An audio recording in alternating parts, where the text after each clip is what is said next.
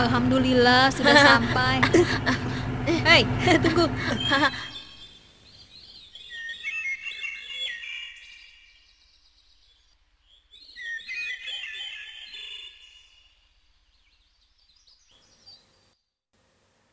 Assalamualaikum anak-anak. Kaifa halukum? Waalaikumsalam, alhamdulillah bikhairin. Pelajaran fikih hari ini akan membahas masalah wudu, tayamum, dan sholat. Kalian siap? Insyaallah. Anak-anak, wudu merupakan syarat syahnya sholat.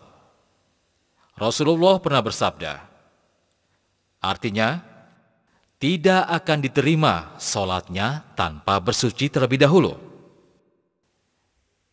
Nah, sekarang siapa di antara kalian yang sudah bisa berwudu? Ayo, tunjukkan. Saya, Ustaz. Saya Pak Ustaz. Saya juga Ustaz. Alhamdulillah, saya sudah bisa berwudu. Ya, baiklah. Ustadz percaya, tapi kita tetap harus mempelajari supaya wudu kita sempurna.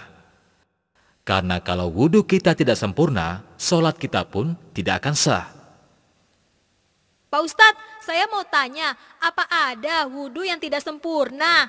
Bisa saja wudu tidak sempurna. Bahkan hal ini seringkali terjadi, tapi tidak disadari. Karena itu kita harus mengetahui bagaimana wudu yang benar. Apa saja yang membatalkan wudu. Dengan demikian, kita akan tahu apakah wudu kita benar atau salah. Nah, sekarang kalian perhatikan baik-baik. Inilah cara wudu yang benar. Sebagaimana yang diriwayatkan oleh Imam Bukhari. Tolong anak-anak, perhatikan baik-baik. Mula-mula membaca bismillah. Kemudian mencuci kedua telapak tangan masing-masing 3 kali.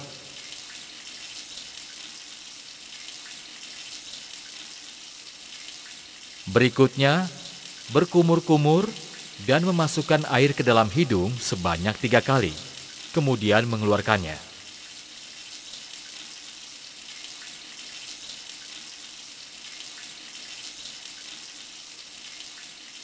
Setelah itu mencuci wajah sebanyak 3 kali.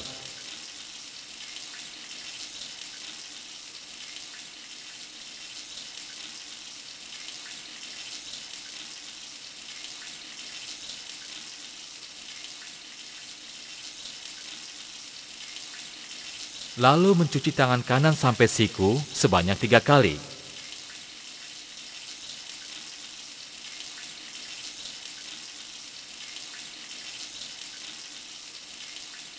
Kemudian tangan kiri sampai siku sebanyak 3 kali, saling bergantian. Seterusnya mengusap kepala dan mengusap telinga sebanyak 1 kali.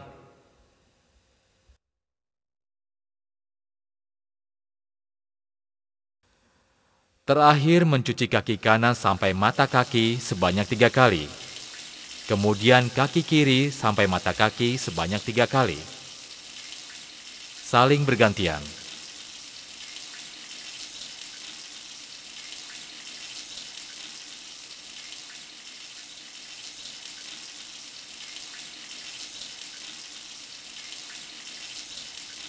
Selesai berwudu, disunahkan membaca doa Asyhadu an la ilaha illallah وحده لا شريك له وأشهد أن محمدا عبده ورسوله اللهم اجعلني من التوابين واجعلني من المتطهرين.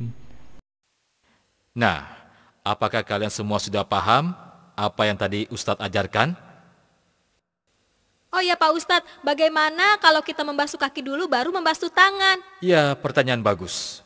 Hampir saja Ustadz lupa menjelaskannya, bahwa wudhu harus dilakukan berurutan. Mula-mula membaca bismillah, kemudian mencuci kedua telapak tangan masing-masing 3 kali.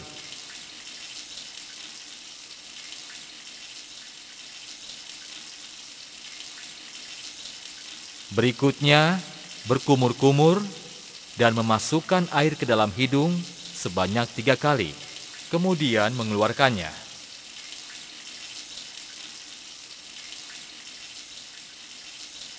Setelah itu, mencuci wajah sebanyak 3 kali.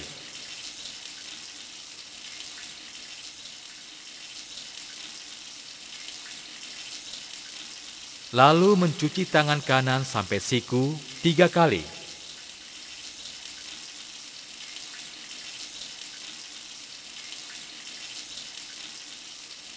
Kemudian tangan kiri sampai siku 3 kali.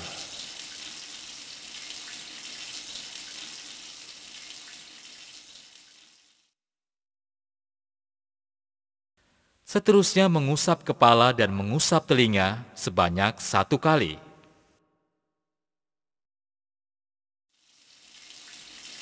Terakhir mencuci kaki kanan sampai mata kaki 3 kali. Kemudian kaki kiri sampai mata kaki 3 kali. Dan selesai berwudu, disunahkan membaca doa. Pak Ustadz, apakah wudhu kita bisa dikatakan sempurna jika semua urutan wudhu kita lakukan? Tidak mesti, bisa saja wudhu yang telah kita lakukan bisa batal. Itu karena beberapa hal. Kalau begitu Ustadz, apa saja yang bisa membatalkan wudhu? Baiklah, sekarang perhatikan baik-baik. Wudhu yang kita lakukan dengan baik dapat batal akibat beberapa hal. Pertama, karena sesuatu yang keluar dari kemaluan depan dan belakang, baik dari kemaluan maupun dari kotoran. Kedua, tidur lelap.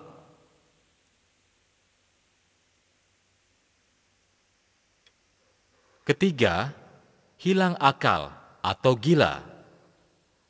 Keempat, memegang kemaluan tanpa penghalang disertai syahwat.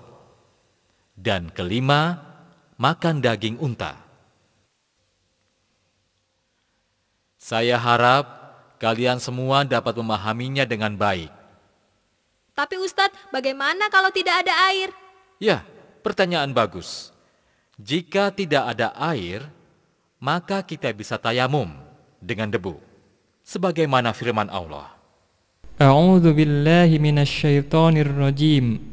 Wa in kuntum marada aw ala safarin aw jaa ahadum minkum minal ghaiti aw lamastumun nisaa falam tajidu ma'an fatayammamu sa'idan tayyiban famsahu biwujuhikum wa aydikum min ma yuridullahu liyaj'ala 'alaikum min haraj walakin yuridu liyutahhirakum wa liyutimma ni'matahu 'alaikum la'allakum tashkurun.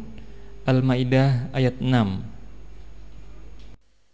Sesuai dengan ayat ini, maka kita bisa melakukan tayamum dengan cara menempelkan kedua telapak tangan ke tanah atau permukaan bumi yang berdebu, lalu meniupnya, kemudian mengusap muka dan kedua telapak tangan.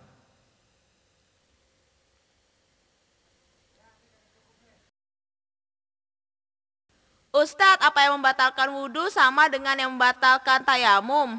Ya, yang membatalkan tayamum sama dengan yang membatalkan wudhu, tapi ditambah dengan menemukan air, atau boleh menggunakan air kembali.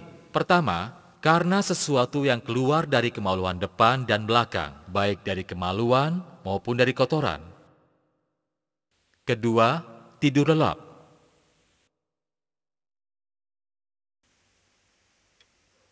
Ketiga, hilang akal atau gila. Keempat, memegang kemaluan tanpa penghalang disertai syahwat. Dan kelima, makan daging unta. Ditambah dengan menemukan air. Alhamdulillah, kita telah menyelesaikan pelajaran wudhu dan tayamum. Semoga kalian dapat memahami dan mengamalkan dengan baik, sehingga menjadi anak yang soleh. Insya Allah.